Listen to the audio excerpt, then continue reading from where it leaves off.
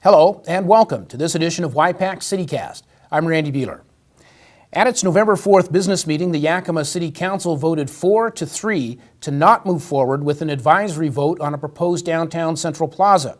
Earlier this year, the council had decided an advisory vote on the plaza could be placed on the August 2015 primary ballot. The proposed site for the plaza is this space north of Chestnut Avenue between 2nd Street and 3rd Street that's currently being used for parking. At a November 10th study session, the City Council established the plaza as one of its top capital investment priorities. The city is currently working with potential partners from the Yakima business community that have expressed interest in helping fund construction of the plaza. As part of its 2015 budget process, the council could make additional decisions that would move the plaza project closer to becoming a reality. No specific timelines have been established as yet regarding when or if the construction of a downtown Yakima Central Plaza might begin.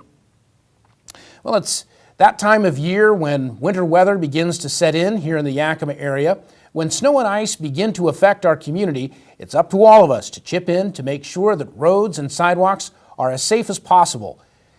The city's Streets and Traffic Division reminds homeowners and business owners that they are responsible for keeping sidewalks near their property free of snow and ice.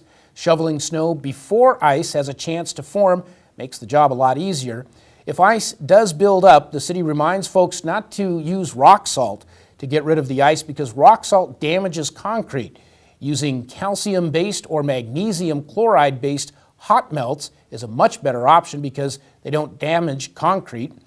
It is also not only a bad idea to throw snow from your sidewalk into roads, it's actually against the law, because it can result in traffic hazards being created. A much better option is to throw snow from sidewalks onto your lawn or some other area adjacent to your property, but definitely not into the street. Well, the latest Yakima Citizen Survey results show that the city is making progress in addressing some of the priorities identified by the community as needing more focus, and the Yakima City Council is looking at revising its sign codes to make them more straightforward to enforce. With those stories, here's CityCast's Ken Crockett. Thank you, Randy. The latest Yakima Citizen Survey results shows the city is making progress in several key areas.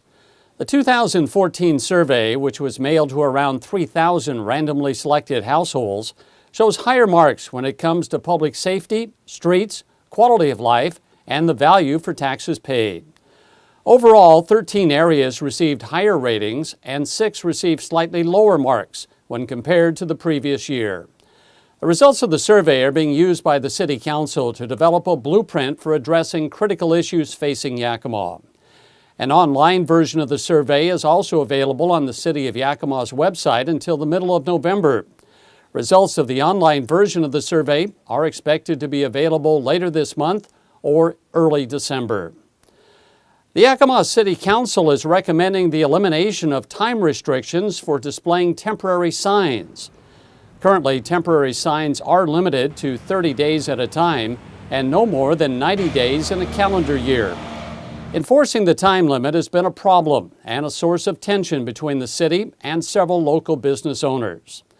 The Yakima Planning Commission is being urged to drop the time limit, but at the same time maintain a limit of 1 temporary sign per business.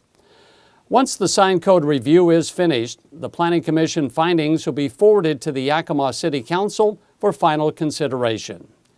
Back to you, Randy. Thank you, Ken. Up next, CityCast's Sean Davidow will dig into the piles of leaves that have been falling during the last few weeks and let you know how you can help clean up the community. You're watching Y-PAC's CityCast.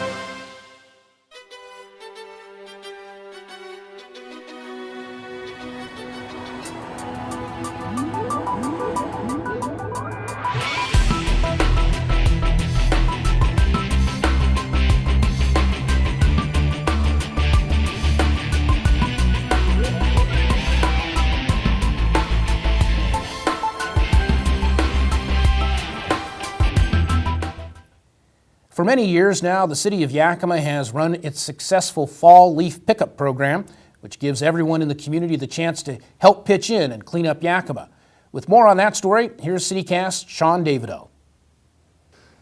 Thanks, Randy. The fall leaf pickup program is underway, and Yakima refuse trucks are making their way through Yakima neighborhoods as we speak. The city is broken into 4 areas as shown on this map, and the pickup dates will alternate between these districts until mid-January for each district. Now, only the biodegradable bags you see here that are handed out by the City of Yakima are eligible for free pickup. And the bags need to be placed by the curb just like this and not stacked up on each other because they will degrade just like they're designed to.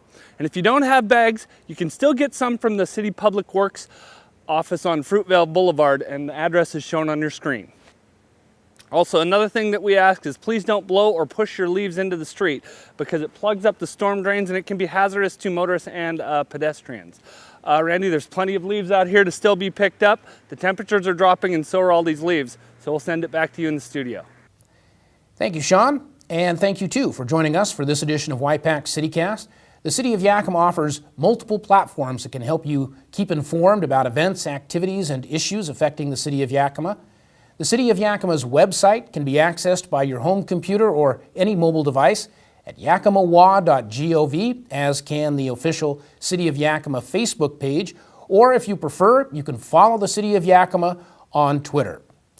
We'll see you on the next edition of Y-PAC's CityCast. I'm Randy Beeler. Take care.